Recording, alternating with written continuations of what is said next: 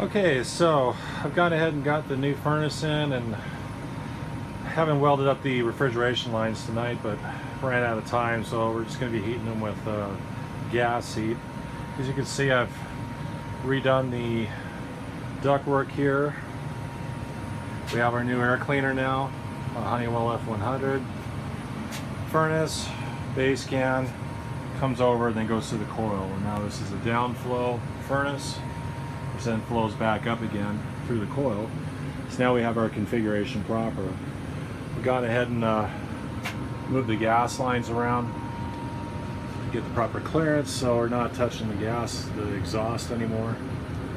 Resolve those issues. I'm sure this is going to be a much better system.